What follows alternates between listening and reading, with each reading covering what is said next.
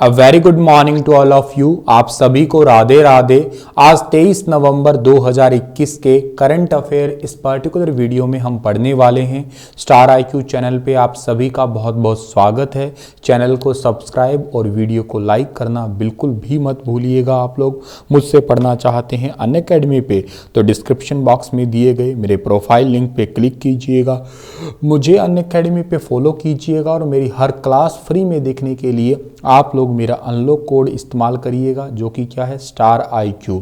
ठीक है दोस्तों, इस कोड का यूज़ करने से आपको 10% का इंस्टेंट डिस्काउंट भी मिलेगा। चलिए बढ़ते हैं आगे और आज का पहला क्वेश्चन क्या होगा, बड़े ही ध्यान से समझिएगा आप लोग इस क्वेश्चन को। राष्ट्रीय पुस्तक पुरस्कार 2021 के 72वें संस्करण के संबंध में कौन सा बिंदु सही है?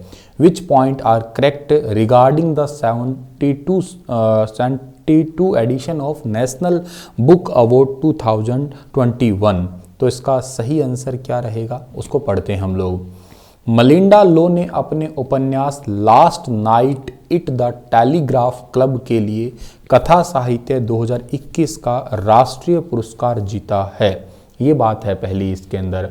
तो देखिएगा ये वाला जो पॉइंट है आपका ये थोड़ा सा गलत है।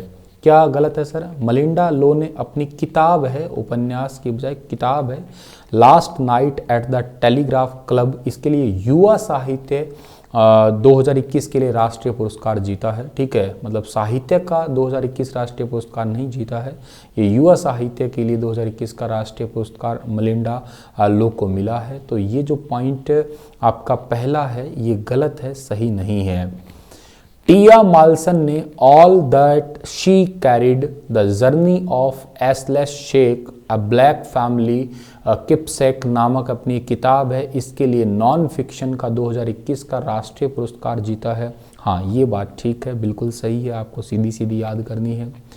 तीसरा पॉइंट यहाँ पे ये है कि जेसन मोट ने हेल ऑफ अ बुक नामक किताब के लिए युवा लोगों के साहित्य के लिए 2021 का राष्ट्रीय पुरस्कार जीता है। नहीं जी, ये गलत है। जैसन मोट ने उपन्यास है हेल ऑफ ए बुक के लिए कथा साहित्य फिक्शन के लिए 2021 का अवार्ड जीता है एक्चुअली। ठीक है, 2021 का राष्ट्रीय पुरस्कार युवा साहित्य के लिए नहीं जीता है, तो ये गलत हो गया। तो मतलब इसमें ठीक ही केवल बी हुआ है, तो केवल बी जो है इस ऑप्शन का बिल्कुल ठीक आंसर रहेगा हमारा। आप कहीं सोच रहे होंगे कि सर ये क्वेश्चन बड़े ही लेंथी टाइप के हैं, सीधे सीधे क्वेश्चन पढ़ा दीजिएगा, वन लाइनर जैसे क्वेश्चन होते हैं।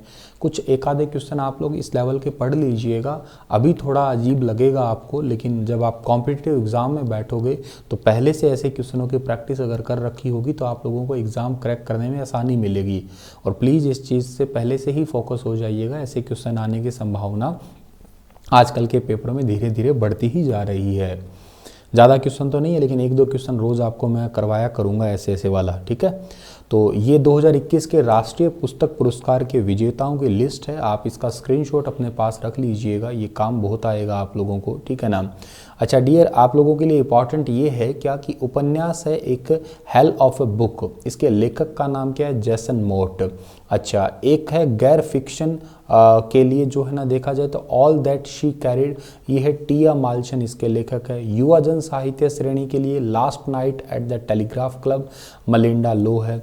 शायरी के लिए फ्लोटर्स है, मार्टिन एस्पाडा है। सर्वश्रेष्ठ अनिरुद्ध साहित्य विंटर इन सोकोचो, ये है एलिसा सुआ दुसापिन। ठीक है, तो ये थोड़ा सा आपको अच्छे से स्लाइड याद करना है, नाम मुश्किल है क्योंकि विदेशी नाम है, लेकिन 2-3 बार पढ़ोगे तो याद ना सही लेकिन पेपर में ठीक करने लायक ज़रूर हो जाओगे।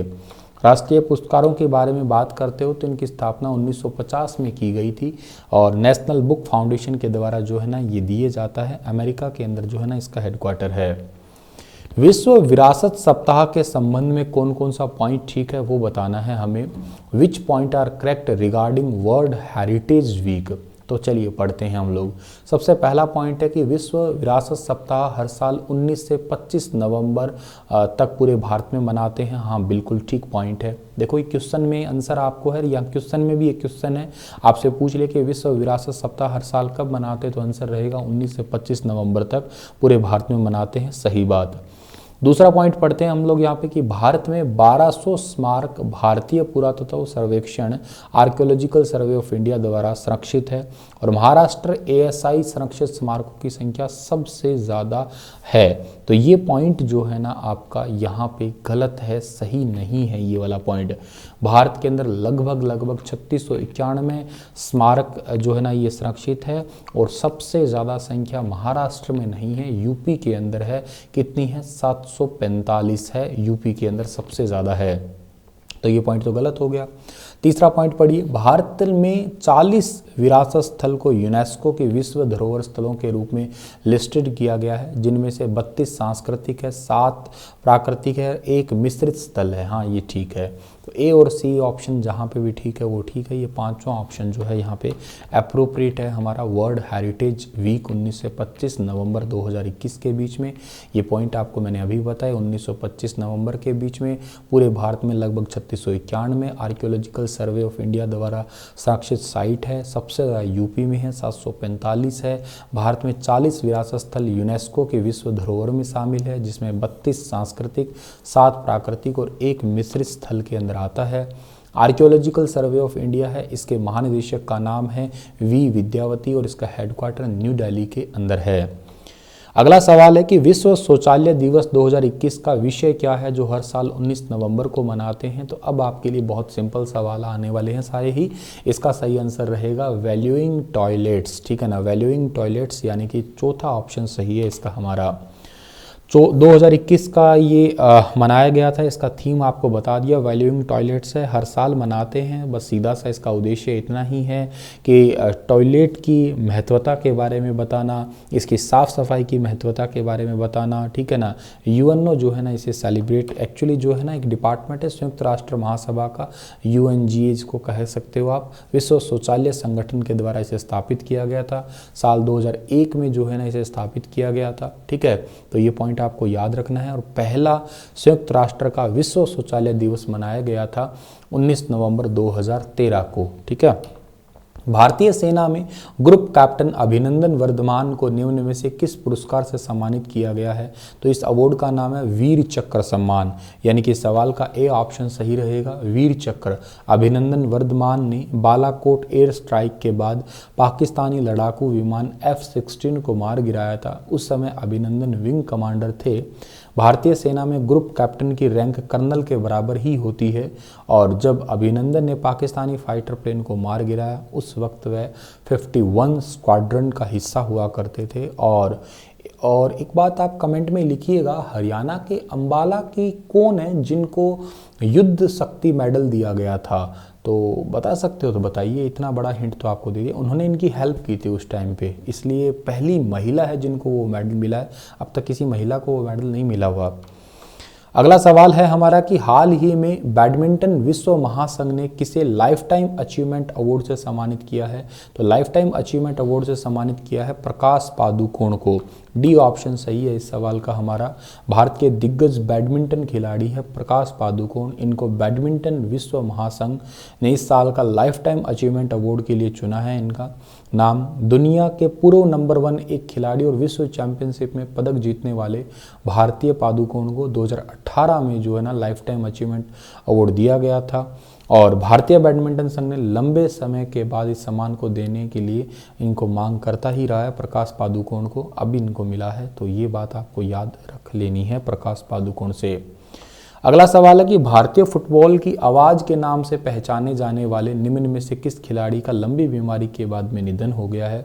इनका नाम है नोवी कपाडिया, यानी कि बी ऑप्शन सही है इसका हमारा। नोवी कपाडिया लंबी बीमारी के बाद निधन हो गया। 68 साल की उम्र में इनका निधन हुआ है।